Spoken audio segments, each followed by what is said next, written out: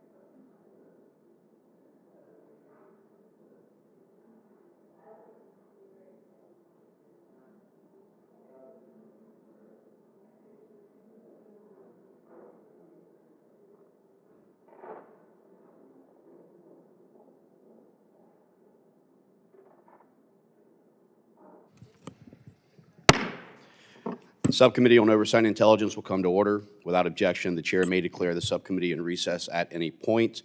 The purpose of this hearing is to identify divisive diversity, equity, and inclusion policies implemented under the Biden administration that the State Department must reform to meet America First foreign policy objectives. I now recognize myself for an opening statement. Good afternoon and welcome to the first hearing of the Subcommittee on Oversight and Intelligence in the 119th Congress. As we start the new Congress, I am looking forward to working with the colleagues to deliver real results for the American people by advancing President Trump's America First policies and agenda.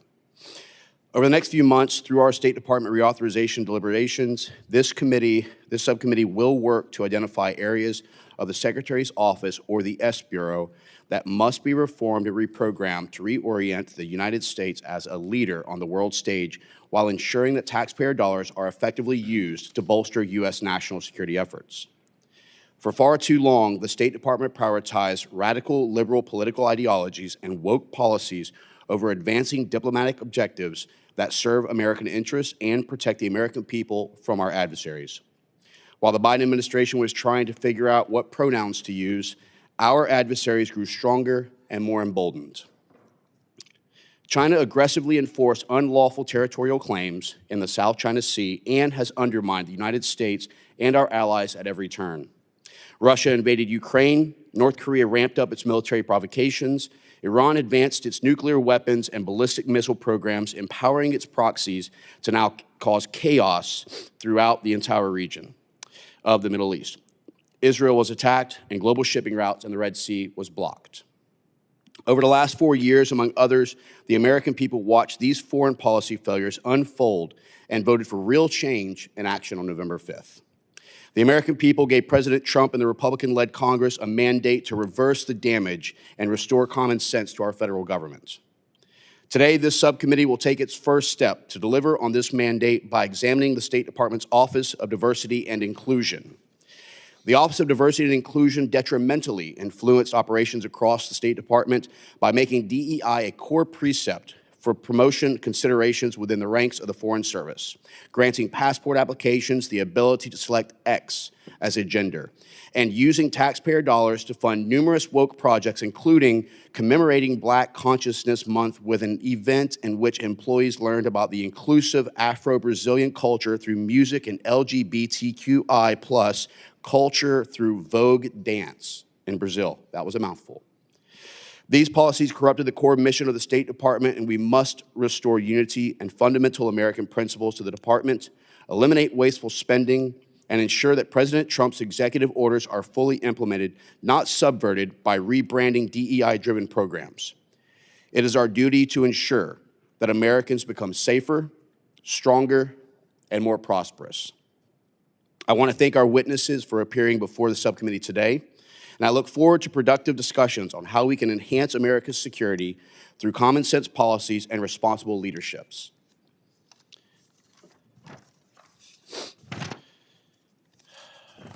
The chair will now recognize my good friend and ranking member, the gentleman from Florida, Representative Moskowitz, for any statements he may have. Thank you, Mr. Chairman. Good afternoon, and thank you to the witnesses for testifying at today's hearing, the first Oversight and Intelligence Subcommittee hearing for the 119th Congress. First hearing as ranking member, and it is also nice to be here with my friend and colleague, Chairman Mills from Florida. Florida had a good day yesterday with the Gators win.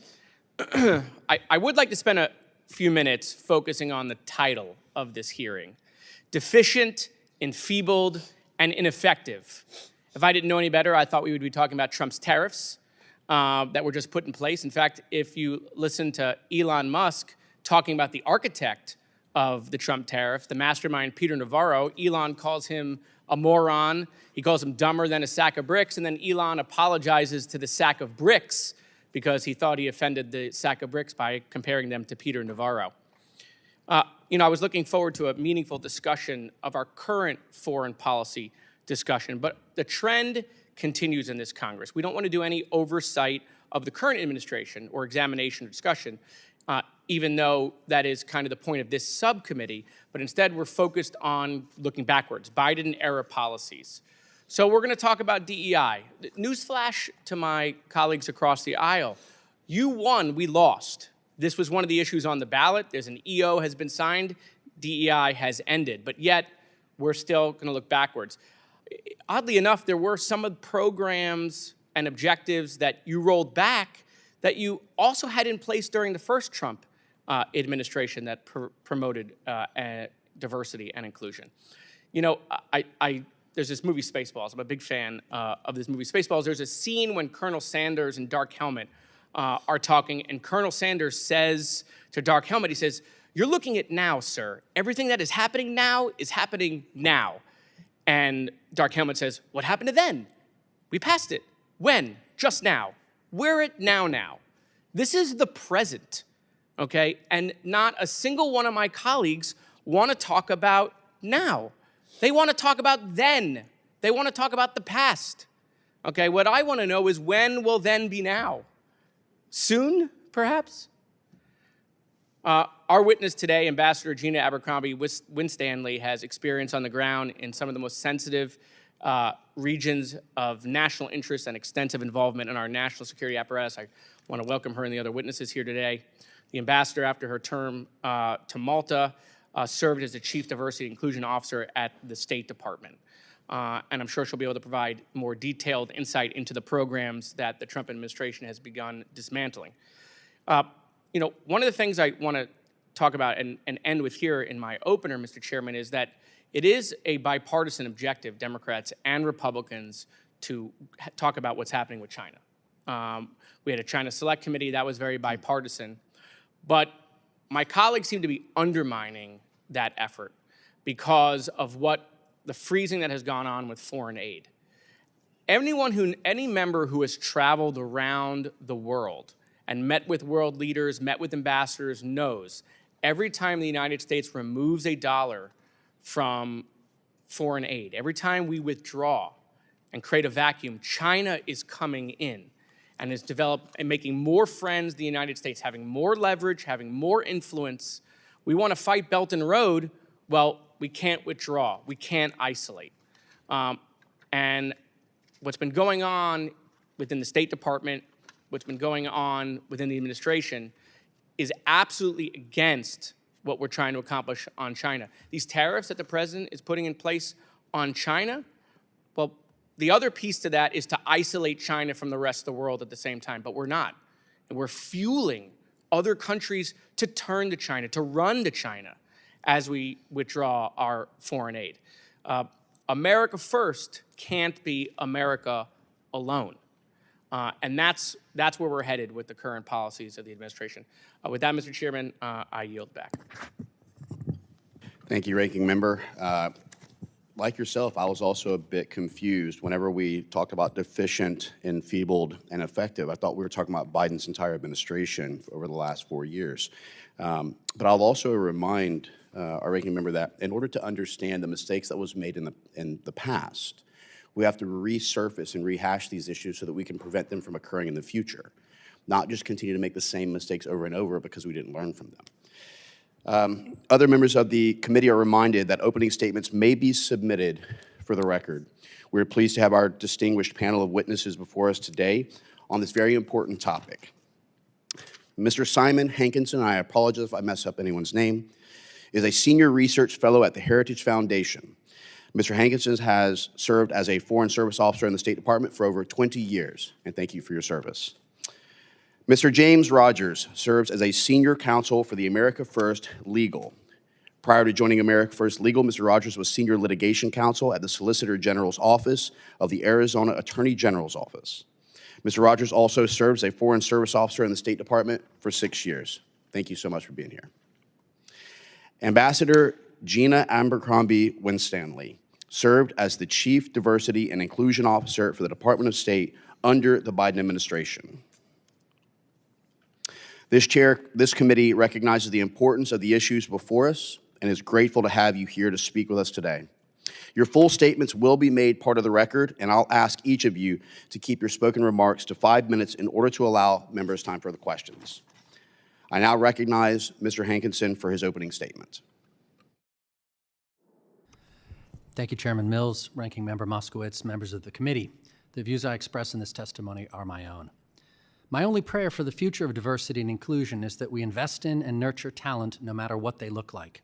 That was actually Snow White actress Rachel Zegler, and it's one thing I agree with her on. Diversity is great when it comes from fair competition and individual choice. Equity should mean equal opportunity and equal treatment. Inclusion is good when it's possible. But in life, variables beyond the control of organizations result in disparate outcomes. Critical race theory says disparate outcomes are caused by unseen forces like structural bias or systemic racism. And for proponents of this theory, equity means ensuring equal outcomes, so they rig the system to achieve it under labels like DEI. But professions and skilled trades need standards. When I go to the doctor, I want one who got A's in biology. I want them to have aced the MCAT and gone to a rigorous medical school. When I get on a plane, I want pilots who are selected because they're good at math, spatial reasoning, and keeping calm in a crisis. When I call 911, I want them to send a police officer who knows the law and can catch a criminal, or a fireman who can lift an average person.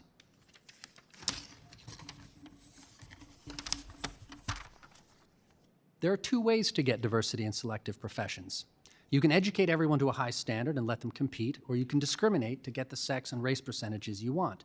And in trying to make the U.S. Foreign Service look like America, the State Department chose discrimination. If you want the analysis, the data, the charts, I've written several long reports which are available online.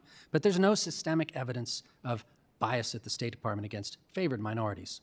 The sad truth is that the American education system is failing to deliver a pipeline of potential recruits that is as racially diverse as our country. Only 30% of 8th grade students in the U.S. are proficient readers. In 2023, not a single child tested proficient in math across 67 schools in the state of Illinois. In 2020, the Smithsonian Museum wanted us to believe that hard work is the key to success and work before you play were aspects of white culture. That would have surprised my friend Taitusi in Fiji, a successful builder, and it would have been news to my friend Kojo in Togo, who gets up at dawn every day to run his coffee farm. I've lived 10 years in Africa, 4 in Asia, and 20 in Europe. The values that make people succeed are the same the world over. The reason our schools fail is because we let them. Economist Roland Fryer's research on charter schools showed that success is not about teacher pay or iPads or class sizes. It's teacher feedback, data to guide instruction, tutoring, increased instructional time, and high expectations. So with strong families, homework, discipline, no phones in the class, and high expectations, we could fix our schools. That would increase the talent pool. That would allow diversity to occur naturally in competitive fields. But instead, the State Department, like so many other institutions, has decided to achieve its diversity goals by lowering standards.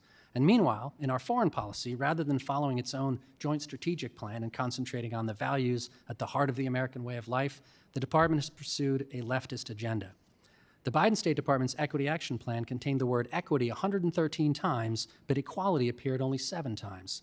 Under former Secretary Blinken, the State Department offered grants to promote transgenderism in India, drag performances in Ecuador, LGBTQIA+ awareness in Botswana, a gender and sexuality library in Lebanon, and DEI training for police in Latin America. Blinken's U.S. aid promoted gender-affirming medical care, although other developed countries have banned it for minors. They conflated conversion therapy with any effort to help young people accept reality. And at the United Nations, U.S. diplomats fought to replace sex with sexual orientation and gender identity, and women with women in all their diversity, which is code for allowing men to self-identify into women's spaces and compete against women in sports. Woke ideology is dug in. Consultants are making millions writing and advising about it. Institutions will resist or rebrand. At NASA's Jet Propulsion Lab, they kept their DEI chief, but renamed her from Chief Inclusion Officer to Chief of the Office of Team Excellence and Employee Success. At California Institute of Technology, they promoted their Assistant Vice President for Diversity, Equity, Inclusion, and Assessment to Associate Vice President for Campus, Climate, Engagement, and Success. New titles, same old jobs. Discrimination is discrimination, whether you call it affirmative action or DEIA or belonging or engagement or success or excellence. Hiring people because of how they look and not what they do is wrong, and it's also illegal. The State Department's guiding principles at home must be equal opportunity, fair treatment, high expectations, and accountability. And in foreign policy, the focus must be on enduring American values. Thank you for inviting me today, and I'm happy to answer any questions. Thank you so much, Mr. Hankinson. At this point in time, we'd like to recognize Mr. Rogers for his opening statement. Chairman Mills, Ranking Member Moskowitz, and members of the subcommittee, thank you for the invitation to testify. I'll be summarizing my written testimony. First, to acknowledge the positive, my testimony is about the Department of State's failures under prior secretaries. Things have already markedly improved under Secretary Rubio, and I'm confident the problems I outline can and will be addressed under his leadership. I served as a State Department Foreign Service officer for 6 years. My experience during President Trump's first term showed that the department has an entrenched culture focused on opposing him and punishing anyone who exposes this. Shortly before my consular tour in Brazil in 2017, President Trump rescinded Obama-era requirements focused on fast visa interview speeds. Instead, he ordered the department to focus on thoroughly vetting visa applicants. However, the Minister Counselor for Consular Affairs for Brazil, Doug Conniff, ignored these orders and imposed an even more aggressive standard than what President Trump had rescinded. My direct supervisors, Consular Chief David Franz and Deputy Chief Kelly Kopswell, also directly disobeyed department directives about slowing down the interview process to give officers enough time to vet applicants. I blew the whistle about this. The department investigated and confirmed I was right. Soon after, apparently in retaliation, Franz filled my employee evaluation with false negative statements that led the department to deny me job tenure and schedule me for separation. While preparing a grievance against this, I discovered the same problems were happening worldwide, and that more thorough visa interviewing would likely decrease visa overstay rates by 50 to 75%. This means that out of the 1.8 million visa overstays during President Trump's first term, malfeasance likely caused 900,000 to 1.4 million of them. To put that in perspective, 10 U.S. states have populations of less than 1.4 million. Thus, consular managers subverting President Trump's policies managed to add an entire state population's worth of illegal aliens in just 4 years. The department's Office of the Inspector General ignored my complaint about this. The Office of Special Counsel also rejected my complaint, incorrectly claiming that it was secondhand information. Yet at the same time, the intelligence community's IG was investigating secondhand allegations from Alexander Vindman that formed the sole basis for the impeachment of President Trump. I also submitted a complaint to the OSC for whistleblower retaliation, but 7 months later, when my grievance was nearing resolution, the attorney assigned to investigate my case had never even started investigating. Eventually, I won my grievance, but the department made the process as painful and drawn out as possible and hobbled my career in ways I would never recover from. It became clear I had no future there, so I left. This experience shows that first, department employees believe they can disobey the president's lawful orders, and they often get away with it. Second, the mechanisms designed to stop wrongdoing and protect whistleblowers do not work. In my current role as Senior Counsel at America First Legal, we've discovered more problems. The department started assigning diversity, equity, inclusion, and accessibility scores to employees in 2022 and using them to make tenure and promotion decisions. Anecdotal evidence suggests these scores were used not just as an Orwellian way of enforcing ideological conformity, but also as a pretext for discriminating against white males. One department employee was reprimanded by his supervisor and penalized in his DEIA score because he declined to volunteer his free time to help at an LGBT pride festival outside of work hours. But the DEI hysteria did not stop there. When he applied for onward assignments, he was almost always required to describe his efforts to promote DEIA. Only the 2 posts that did not seek this information accepted his application for an onward assignment. Thankfully, the new administration has eliminated these DEIA scores. However, the bureaucracy continues to discriminate against employees in other ways. For example, a diplomatic security special agent has been the target of a nearly 5-year-long witch hunt because he posted traditional Christian symbols and prayers to his personal social media. Department officials reacted to these innocuous posts with baseless allegations that he was a white nationalist and a right-wing Christian associated with violent extremism. This agent has been selected for promotion 3 times over the last 5 years, but the department refuses to promote him because of the pending investigation. This sort of pretextual attack driven by ideological extremists within the department must stop. Those involved in this weaponization of government must be held accountable. These specific cases are emblematic of a more widespread problem in the department's culture that festered during the Biden years. Through Freedom of Information Act requests, AFL has uncovered diplomatic cables that detail the extreme ideological bias in Blinken-era department programs that sought to indoctrinate citizens of other countries into supporting divisive left-wing causes. These Biden-era DEIA programs spread unwanted divisive leftist ideology to foreigners, driving resentment against our country and making it harder to achieve legitimate foreign policy goals that actually would improve Americans' lives. President Trump's order removing DEIA from the government is already having a positive effect. However, the department should also retroactively reevaluate everyone denied promotions from 2022 to 2025 without using DEIA scores, and then give promotions with back pay to those found worthy. More generally, because there appears to be a persistent pattern of bias in tenure and promotion decisions, employee evaluation should exclude anything that might allow a reader to infer an employee's race, sex, religion, or other protected characteristics. Additionally, to better protect whistleblowers, there must be reforms to the department's grievance system and how IGs and the OSC handle complaints, which I've detailed in my written testimony. Thank you, and I welcome any questions from the subcommittee. Thank you, Mr. Rogers. I now recognize Ambassador Abercrombie-Winstanley for her opening statement. Thank you, Mr. Chairman, Mr. Ranking Member, members of the subcommittee. I want to thank you for the opportunity to join you here today to address some of the misconceptions around diversity, equity, inclusion, and accessibility as characterized in the title of this hearing. I come from a family of proud public servants.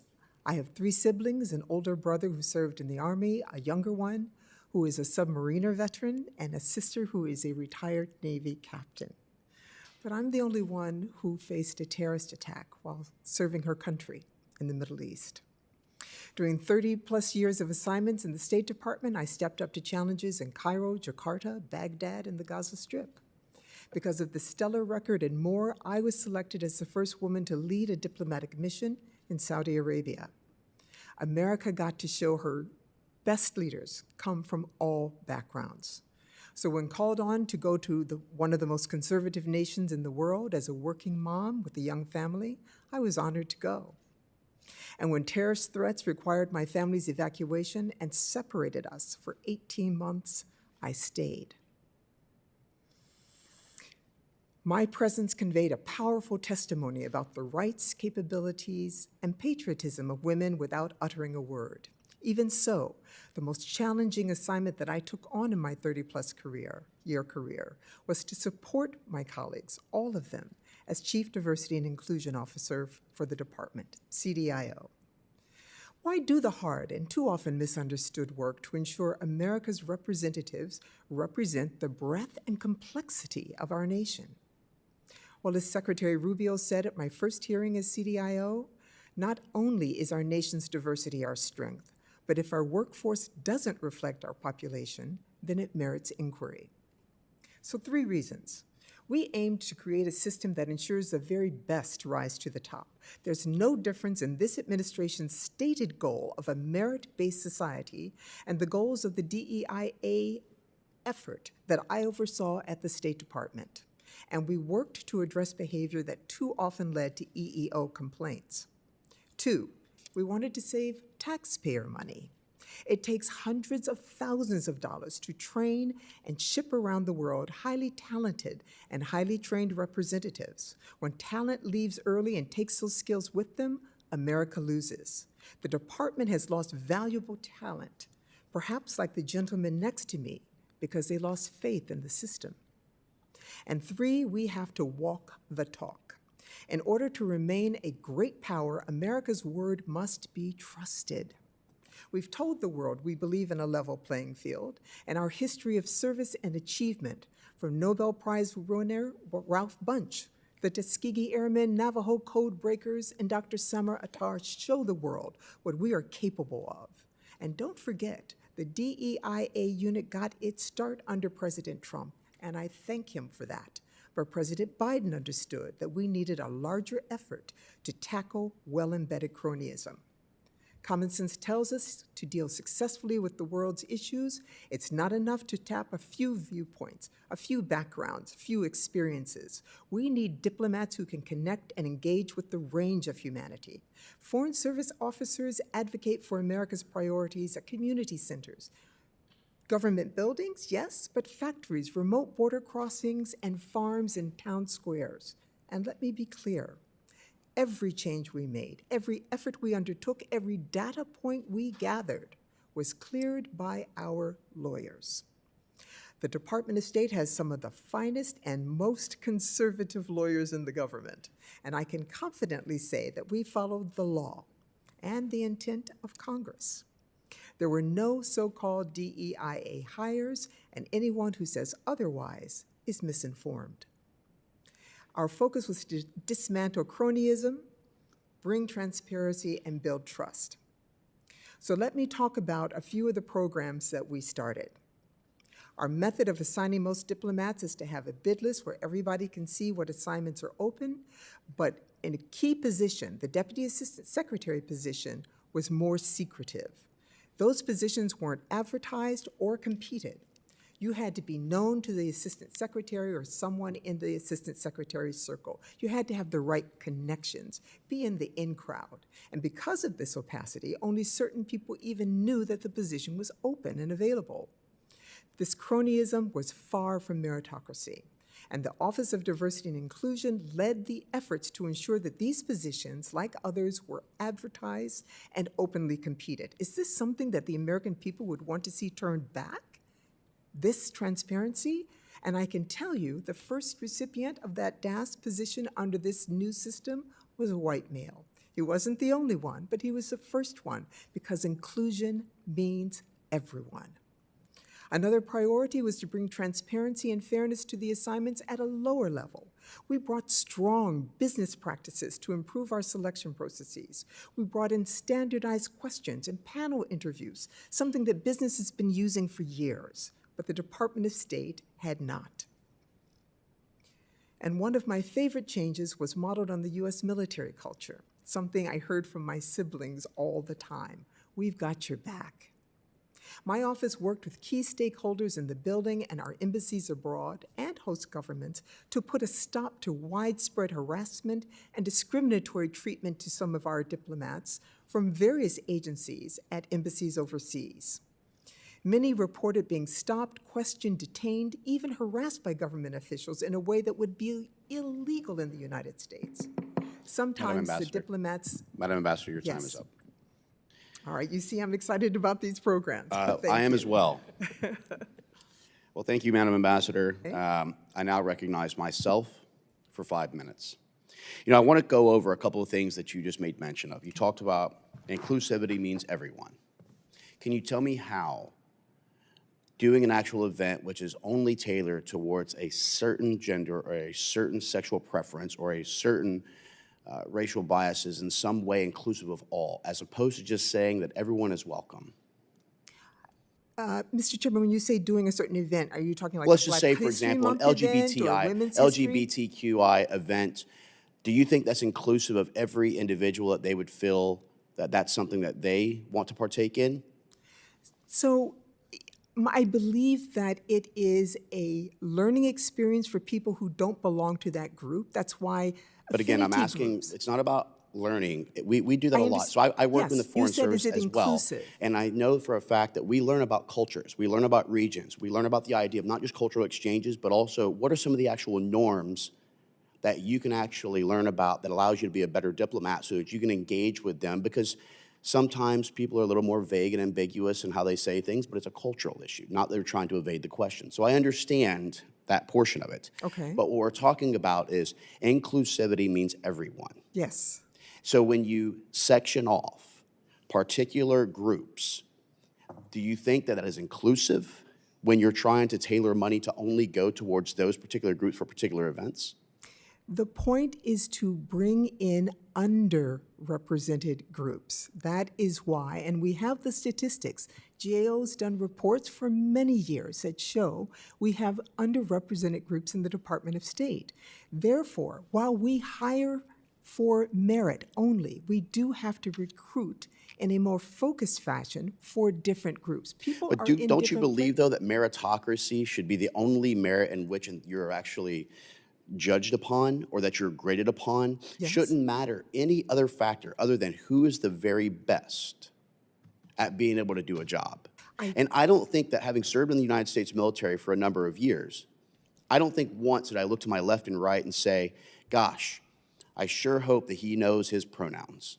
Gosh, I sure hope that he has this background and culture. Gosh. No, I said, I hope that he's the absolute best warfighter that we have who's standing to my left and right. And it's the only thing that I cared about. As I fought with a gentleman who was from Cambodia, who lived in LA, a man from Brooklyn, a man from Lombard, Illinois, all of which the color of their skin didn't matter. We all wore green.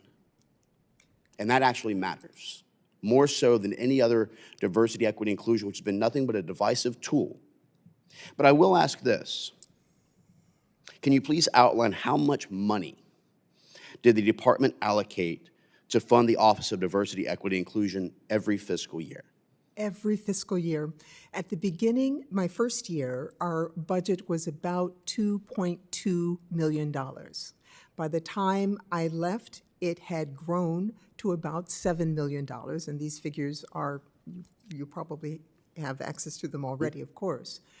There were other programs throughout the building that might have fallen under the rubric of what the Department of State always used, which is recruit for diversity, but we hire for merit. There were no DEIA hires. And can you just explain to me, how did this funding advance American interests overseas? How did this funding support the actual toppling of the Iranian regime, who was brutally murdering and torturing people like Mahsa Amini? How did this diversity, equity, inclusion prevent the Houthis from increasing attacks that disrupted 12% of global trade, the unfreezing of assets that led to a continuation of proxy funding? How did DEI and the office within the State Department help our overseas security and national security interests? Sure, if I may. Please. As I mentioned in my remarks, and as we all know from the 1960s, our reputation matters. That's how we build allies. That's how we build support. And trust matters, right? I beg your pardon? Trust. Our allies must trust that we're going to be there, Trust, right? but that we are going to. Just like Biden showed trust when he withdrew us from Afghanistan, abandoning so many of our SIV and others who fought alongside us for 20 plus years for political reasonings. I believe that was a great harm, and I understand that that harm is continuing even now with the SIVs, that they are not able to come to the United States now, which is not good. But if I may answer the question that you asked, our reputation of being a country where merit counts, where if you work hard, you can achieve, and that means all of us going and showing the world that all of us are able to benefit from our hard work is important. It does help our foreign policy. Well, I agree that hard work matters, especially as a person who grew up in a broken home where my dad spent 32 years in prison, my mom spent 7.5 years in prison. It was riddled with drug addiction and other substance abuses. Hard work is what matters. Hard work is what got me here, and why our socioeconomic background shouldn't define us as individuals, and we shouldn't, divisively try and identify people by anything other than the best and the hardest working. With that, I'd like to now recognize my ranking member, Mr. Moskowitz, for 5 minutes. Thank you, Mr. Chairman. I'm actually going to go to Madeline Dean first for questions, if that's okay. Recognizing the gentlelady, Madeline Dean. Thank you, Mr. Chairman. Thank you, Ranking Member. Thank you to all of you for coming to testify today before this Subcommittee on Oversight Foreign Affairs Committee. I'm touched by your comments there, your personal comments. I don't know if you know this, but a passion of mine is dealing with learning more about addiction. I have a son in recovery from opioid addiction, 12.5 years. But we know too many people who don't have that kind of outcome. So I'd like to work with you on that. Thank you.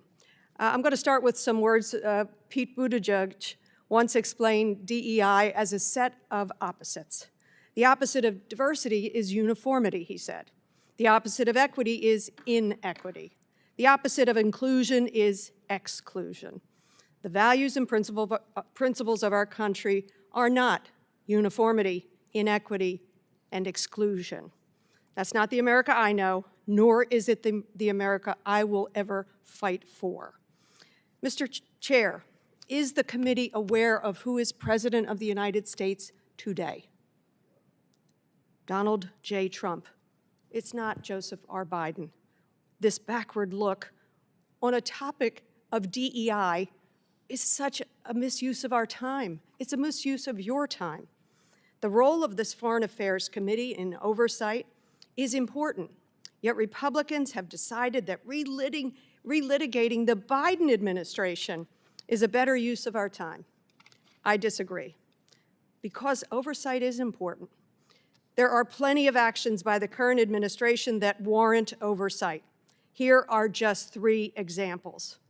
The illegal shuttering of USAID and the subsequent spread of disease, death, and starvation of children deserves our oversight and our attention.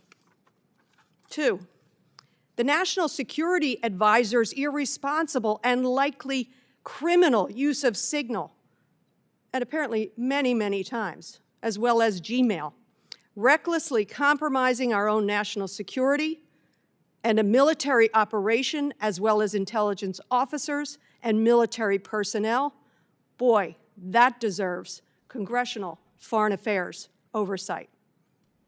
Number 3, the incompetent and incoherent use of massive tariffs, even on our allies, especially on our allies, deserves congressional oversight. It is the largest tax hike on Americans in peacetime since World War II. We should be taking a look at the loss of $11 trillion in 11 weeks by this president who inherited an economy that was the envy of our allies. And while this president weaponizes tariffs against our allies, they continue to show respect to our country. They continue to show respect to our country that the president does not show respect for theirs. Lithuanian leaders, think of this, you saw this, it was so moving. Lithuanian leaders and citizens gathered to give our 4 fallen American soldiers a dignified and honorable farewell as they sent them here to the United States. But where was the commander-in-chief? He canceled his attendance at the dignified transfer of the bodies of 4 American soldiers who tragically died in Lithuania. Well, after all, he had a couple of golf games to go to, $1 million a plate fundraiser for a PAC that supports him, and I guess a few tchotchkes, Trump tchotchkes, to sell along the way. Don't attend the return of our fallen heroes. Who exactly was he raising the money for? I'm not really sure. Certainly not the American people who are suffering massive losses in their retirement, in their attempt to save money for their kids' education, in their attempt to pay for everyday goods. But here we are talking about DEI under the Biden administration. Are you kidding me? This is a farce. I apologize that you are here for this farce. You should not be. As qualified as you are, this is not what you should be talking about with us. I regret the waste of your time, the circus that this is. As you might imagine, I am utterly outraged. Today's hearing is unserious and unworthy of this committee. It reflects poorly on those in this room who decided to convene it, and I want to be sure that is on the record. Mr. Chairman, I yield back with the simple question, who is the President of the United States? Well, I think it's very obvious that the American people unanimously decided to elect President Donald J. Trump, but I will remind the gentle lady from Pennsylvania that all last Congress on the 118th, all I heard about was the Trump derangement syndrome of Trump, Trump, Trump.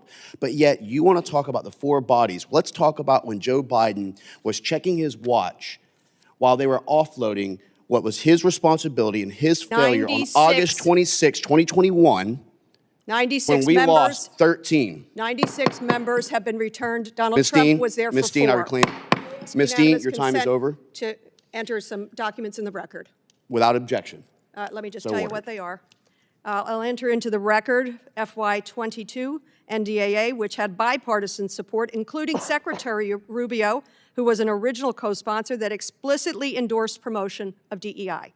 Number 2, the Secretary said, quote, the Secretary shall implement performance and advancement requirements that reward and recognize the efforts of individuals in senior positions and supervisors in the department in fostering an inclusive environment and cultivating talent consistent with the merit system principles, such participation in mentoring programs or sponsorship initiatives, recruitment events, and other similar opportunities. I'll also note for the record the bipartisan statement from Representatives McCall and Meeks in 2021, applauding the NDAA's focus on strengthening management operations of the Defense Department of State by recruiting and retaining a diverse workforce. I'd also like to enter into the record 2 articles from The Atlantic that I'm sure everyone here is familiar with regarding the National Security Advisor's use of signal. They are by Jeffrey Goldberg. Number 1 is Trump administration accidentally texted me war plans, for the record. Number 2, here are the attack plans that Trump advisors shared on Signal. And the final, Nick Kristof, New York Times, talking about exactly the cost of shuttering USAID, the millions around this world who will lose their lives. With that, I yield back. Okay. I appreciate it, Ms. Steen, but I will just go ahead and say, while you were mentioning Senator Rubio, now Secretary Rubio, while you were mentioning Chairman McCall, no longer Chairman of the Foreign Affairs, and Ranking Member Meeks, I'll ask the question that you asked me to make it easier. Who is the President of the United States right now? Donald Trump. At the directive of President Trump, DEI is something that we will be eliminating, but we will enter your documents into record, Your peril. and I genuinely look forward to working with you on things like substance abuse and addiction issues. Let's It's do it. something that is not studied enough, as well as for mental health, which is a key thing. And I will point out and recognize a Marine, Carl Castillo, who just took his life last week. We definitely need to do more. And it's not just continuing to issue out more pharmaceutical drugs No. for our service members. I look forward to working with you on that. Likewise. Thank you, Mr. Chairman. With that, I'd like to recognize at this time the gentleman from Illinois, Representative Schneider, for 5 minutes. Thank you, Mr. Chairman. And I want to associate myself with the words of my colleague from Pennsylvania, Ms. Dean. The world's on fire. Russia is consolidating gains in Ukraine. China is testing red lines in the Pacific. Iran proxies are active across the Middle East. And now, just yesterday, the Trump administration announced it has opened direct talks with Iran. That's a major development, one with implications for the regional stability, for nuclear proliferation, and for U.S. deterrence. This subcommittee, focused on oversight and intelligence, is precisely the place we should be asking about these issues and asking tough questions. What are the administration's objectives? What is the intelligence shaping this approach? What are the risks? What are our allies being told, and how are they supporting us or challenging us? But we're not doing that today. In his opening remarks, the chair appeared to claim that it was DEI policies that was responsible for Russia's invasion of Ukraine, Hamas's invasion of Israel, China's actions in the Indo-Pacific. I don't think he believes that, but that's what this hearing seems to imply. I'll use my military language. I won't. I'm just going to say, we shouldn't be doing this. I was going to. Yep. So we're holding a hearing instead to relegate the past administration's diversity initiatives at the State Department, while Tehran and Moscow coordinate and Beijing expands its influence. What are we doing? We're attacking internal HR policies, attacking them with some absurd, I have to say, absurd arguments, gentlemen. This is not serious foreign policy oversight.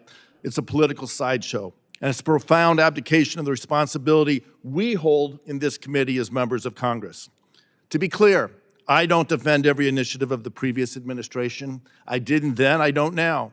I raised concerns publicly and privately, but at least their efforts to broaden recruitment and strengthen retention at the State Department were aimed at building institutional capacity, strengthening America's capacity to perform diplomacy and development around the world, making our country more safe and more secure. That's more than I can say for what we are doing today. This hearing has nothing to do with confronting our adversaries. It has nothing to do with securing American leadership in a dangerous world. It has everything to do with scoring short-term political points and earning the favor of the gentleman at 1600 Pennsylvania. At a time when our credibility, our alliances, and our deterrence posture are on the line, we should be focused on the hard work of oversight, asking hard, challenging questions, reviewing classified assessments, holding this administration accountable for the real decisions like was made or at least announced yesterday. Instead, this committee is looking inward, picking fights with civil servants, and dangerously wasting the moment. This isn't leadership. This is abdication. And I want to pick up on something else that my colleague said. She quoted former Secretary Buttigieg, diversity is uniformity. And I'm going to argue that uniformity is a threat to what we are or who we are trying to be as a nation and our diplomacy. And I'll ask any of the two gentlemen, I'll read a quote and see if you share a concern I have about this. The quote is, quote, "The Department of State specialists on Near East were almost without exception unfriendly to the idea of a Jewish state. Some thought the Arabs, on account of their number and because of the fact that they controlled such immense oil resources, should be appeased. Some among them were also inclined to be anti-Semitic. I want to make plain that the President of the United States, and not the State Department, is responsible for making foreign policy. Do you agree with that, Mr. Hankinson? Absolutely, the President of the United States is in charge of foreign policy. Mr. Rogers? Yes, I agree that the president is in charge of foreign policy. Ambassador, do you know who said that, by any chance? It's a trick question. I think I do know who said it, but I'll say no. It was President Truman. Okay. President Truman was talking about the Arabists in the State Department because at that time, we had uniformity in our State Department. Uniformity in thinking, uniformity of experience, oftentimes uniformity in education. The reason we promote diversity in our diplomatic corps, from the most senior ambassadors to the most junior foreign officers, is because we need their experience, we need their perspective. And if we go down a path where it's not just merit, merit counts, it's imperative. But if we only say merit is the only thing, then we end up with a State Department that looked like it did in the 1940s. That's not what we want. We want a State Department that is prepared for the challenges of the 2025s and the century ahead, with a rising China, a threatening Iran, and a threatening Russia. We need these diversity programs to bring in people with a variety of perspectives, a variety of experiences, and a variety of ideas. And so I resent the idea that we should all be thinking alike or looking alike or following the same path. We need to challenge each other. Time is over. I yield back. And I do appreciate a lot of your sentiments and a lot of the comments. I agree with you. The president is responsible for foreign policy, and there is no debate on that whatsoever.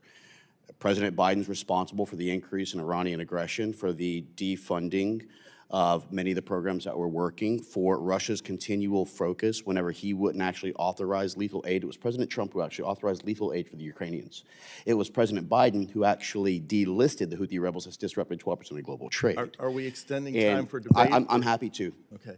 Because at the end of the day, October 7th in Israel would not have occurred under President Trump because there wouldn't have been $10 billion in unfrozen fungible assets, or was it now 1.7 billion barrels per day. Under President Trump, it was 500,000 barrels per day.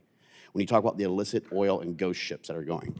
And look, I'm happy to have foreign policy discussions. We can go as far back into the Ottoman Empire expansion from Suleiman all the way up to 2011 when we talk about the Arab Spring and uprisings. I spent 10 plus years.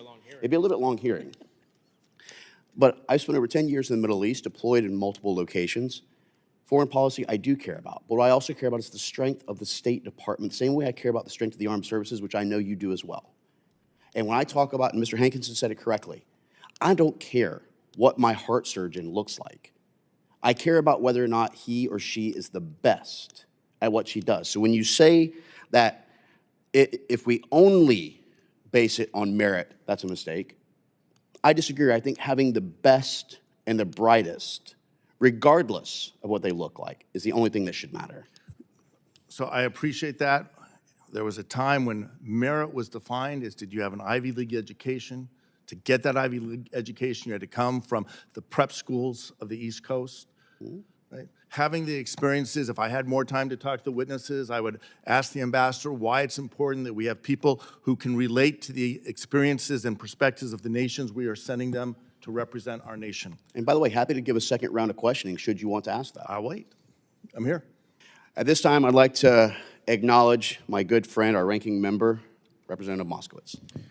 Thank you, Mr. Chairman. And in fairness to the chairman, he is by himself here, so he is pulling. He's Yeah, doing, but if the good thing is if there was 9 of you, it might be a fair fight. okay, he's pulling the duty of his whole committee. So, you know, and first let me say, Mr. Chairman, we appreciate your service to the country and your continued commitment to folks in the State Department and going to other countries during times of need. I mean, you have been there. What we're saying, many things we're saying is like, look, we didn't agree with the Biden administration on many things. There were many things that we didn't agree. And we had these hearings already. These DEI hearings were occurring for 2 years when you guys had the 118th. But at least when we disagreed with the Biden administration, we were like able to say it. You can barely find a Republican who's willing to come out and disagree with the current administration. At least in the House, I mean, a couple senators have come out and talked about the tariffs. I barely can find a Republican to come out and talk about the tariffs. I mean, can you imagine if President Biden did anything that caused the stock market to go down 7,000 points? I mean, they would show like 500 pictures of different basements trying to find out where President Biden is, okay? You know, there is a lot to talk about of what's going on right now, a lot to talk about, right? And Republicans should feel okay to defend those things. If they believe in them, then they should be able to defend them. But there's not a single committee, subcommittee, or main committee talking about anything that is going on now. It's all backwards. It's all looking backwards. I mean, you know, the president came in and said we're going to solve the Ukraine war on day one. That hasn't happened, right? That war's still going on. In fact, Putin is the one who just turned down a ceasefire, right? We should be talking about that. We had battle plans, attack plans, whichever adjective, verb you want to use, leaked on Signal. We talk about trust with our allies. I mean, that undermines trust with our allies. We have tariffs. We're tariffing friend and foe alike, the whole world. That undermines trust and credibility. And that doesn't mean that there isn't bipartisan support to try to fix supply chain. As someone who was the emergency management director during COVID, our supply chain is broken. Democrats and Republicans in the Trump administration and the Biden administration spent $8 trillion after COVID, didn't fix anything in the supply chain. And so, yeah, we do need to figure out how to onshore some of our manufacturing back. But the execution of this is crazy. I mean, that's why you're seeing people within the Trump administration fighting with each other in this Peter Navarro, Elon Musk stuff. You're seeing some of Trump's ardent supporters, billionaires, coming out and attacking the administration. Everyone understands we got to onshore jobs, but to tariff the whole world at the same time, to crash the stock market when that was clearly going to be a repercussion. These are things we should be talking about. You know, there was a lot, and you know how I like boards. I bring boards sometimes. You know, when President Zelensky came to the White House, right, to talk about trying to bring the conflict to an end, we heard a lot about what he was wearing. Oh my God, the precious Oval Office. He didn't wear a suit. I mean, here's a picture of Kid Rock in the Oval Office. He looks like he's about to jump over 10 buses, okay, when he's done on the White House lawn, okay? So, like, give me a little bit of a break. Okay, we can put that down now, I think.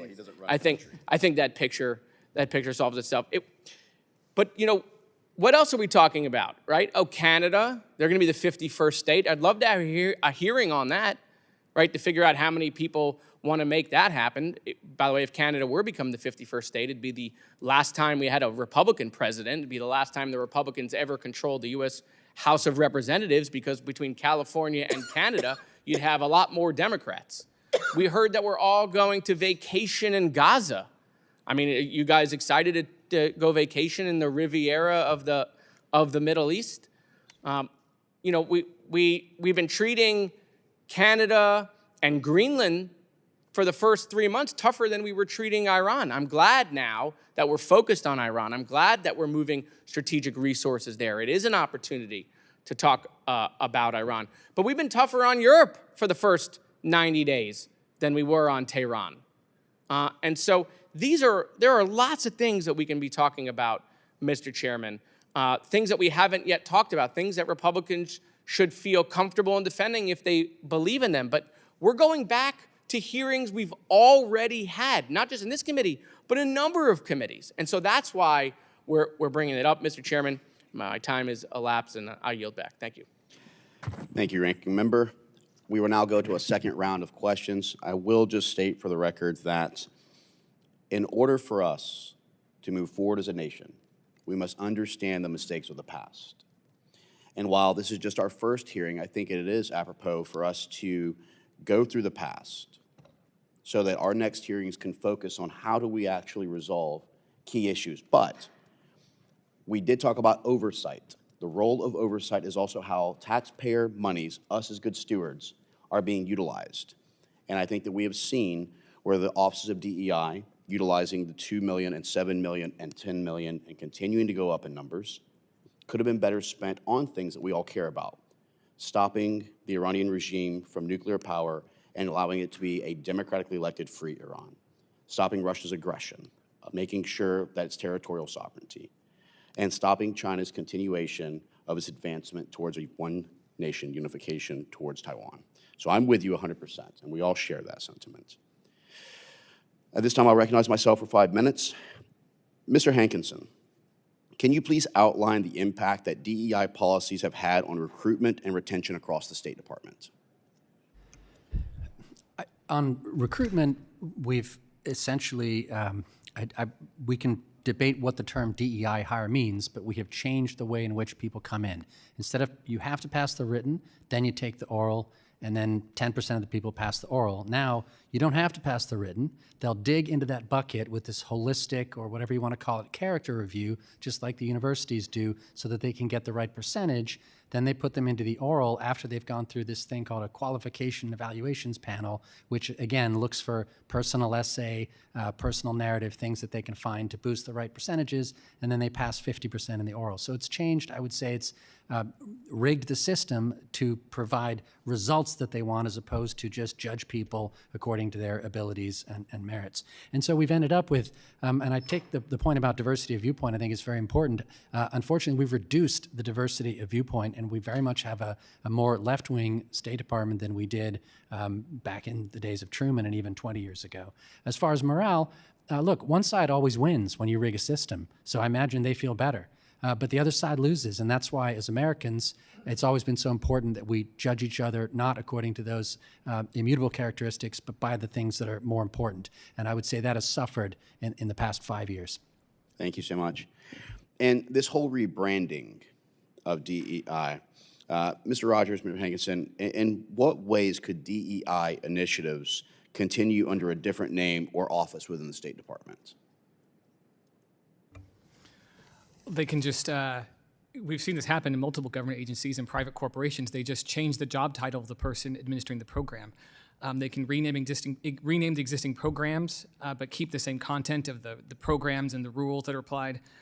They can, like I said, change position titles, and then they can put DEI concept into other programs that you wouldn't know that they'd have done it, because based on the name, you wouldn't be able to see it. This is a real persistent problem, is that sort of attempt to burrow it in and hide it in other places. And what kind of protections, Mr. Hankinson, do you think that we should implement to ensure that DEI initiatives cannot just simply be rebranded under a different name?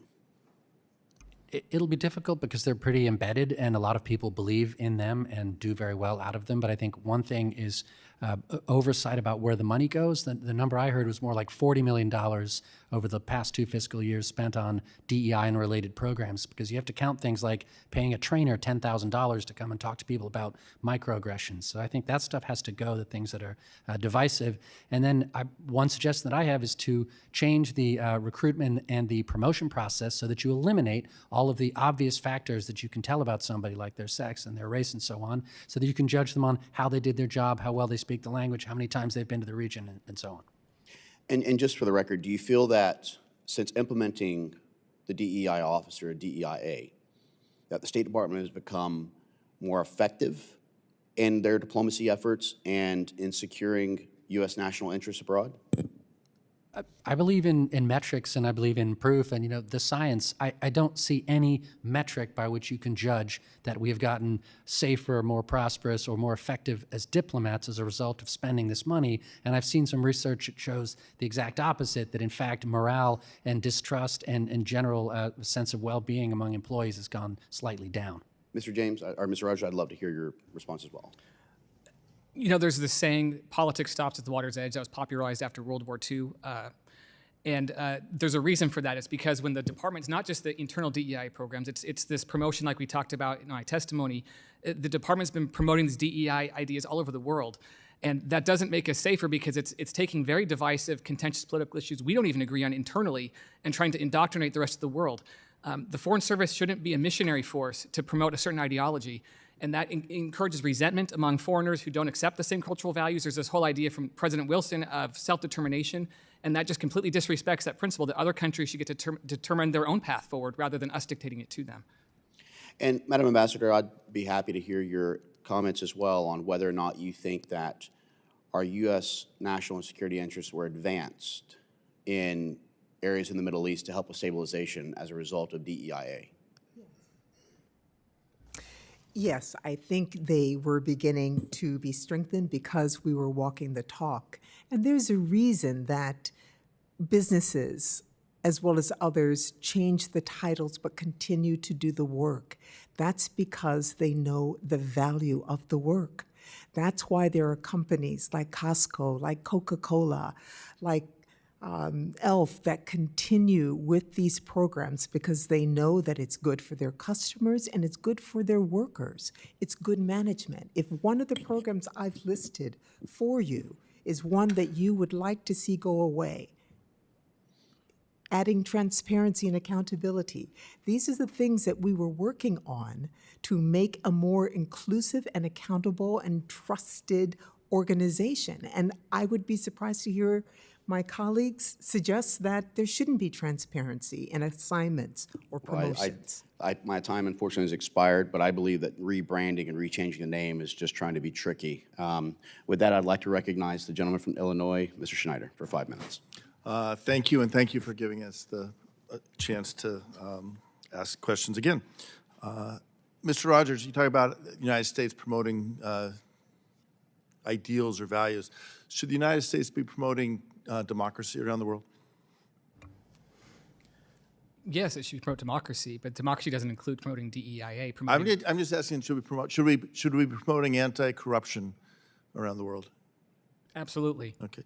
Mr. Hankinson, we've talked about as the State Department's changed, what percent of the senior ranks in the State Department are white? I couldn't tell you exactly. If you were to guess, is it more or less than 50%? It's of the senior ranks, it's probably far higher than 50% because they were recruited in the 90s when the recruitment was not the same as it is today. 82.4%. So, you know, what's changed? America's demography's changed. In 1990, it was probably 80% European and 12% African American, and the rest, Hispanic and Asian. And now the numbers of Hispanics are far higher, Asians are far higher, and so you will see a change in the recruitment. Also, women, I believe, are now slightly over 50% of new recruits. Okay. Ambassador Abercrombie-Winstanley, you've served in the State Department for a long time. You've been a diplomat around the world. I'm going to give you the rest of my time. Can you talk about why it is so important, two things, that the people who travel across the world to represent our nation reflect who we are as a nation, and why, as people see that, they appreciate that the people who are in those countries have an appreciation for the nuance and distinctiveness of each of those countries? Absolutely. Thank you, sir. I know from my own personal experience, the surprise when I have walked into rooms representing the United States of America, the reaction of me being part of a delegation. Oh, you Americans, you talk about this, but you're actually doing it. You're a U.S. diplomat. And it brings us credibility as a nation that has said for centuries that everybody can come here and reach their full potential. That is what DEIA is about, trying to level the playing field so that people get as far as their abilities will take them. That is the message that we've been giving the world, and we have to show that diversity to be taken seriously. And people are watching us now as well, because we did make the case successfully about leveling that playing field. Again, the Department of State recruits where all of our different populations are in the nation, and we do live separately. People say Sunday morning's the most segregated time of the week in America. So we are in different places. So we have to recruit in different places, but we hire for merit. You have to pass that written exam until we made the changes, and keeping in mind that the written exam is very similar to an SAT test. Those sorts of questions are not what determine whether you're going to be a good diplomat. That's in the oral assessment, the assessment when we're asking people hypotheticals about situations that have happened with diplomats. That is where the rubber hits the road. And I've been an assessor, so I'm very familiar with all three sections of this exam and the difference, and my colleagues will know this because they've been through both. They know what that written test is, and they know what the oral test is.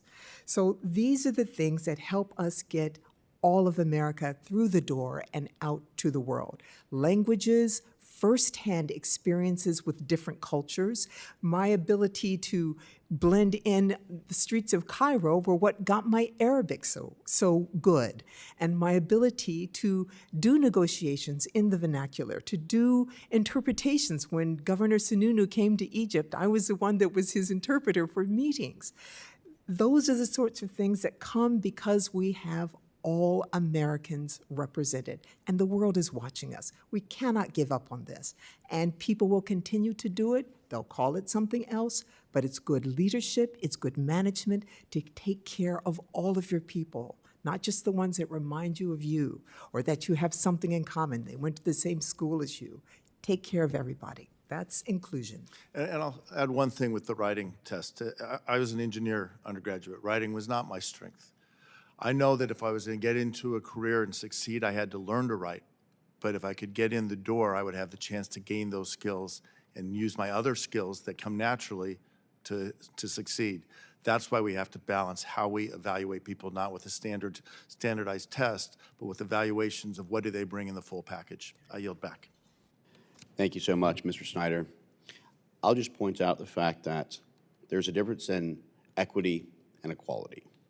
And the difference is one believes in equal opportunity, the other one believes in equal outcome, and that is not merit.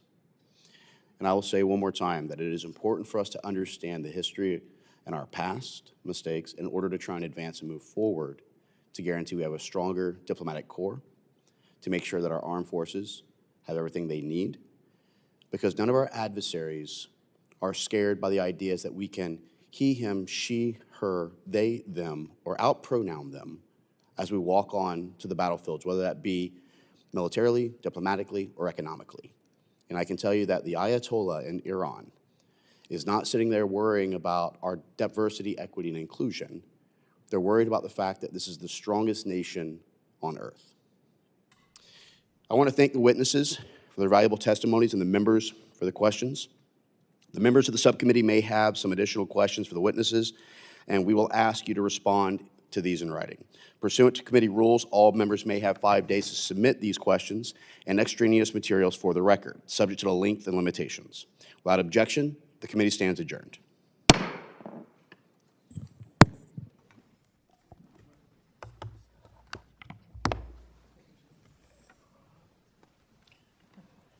So the programs that I mentioned, should we get rid of them because they came out of my office?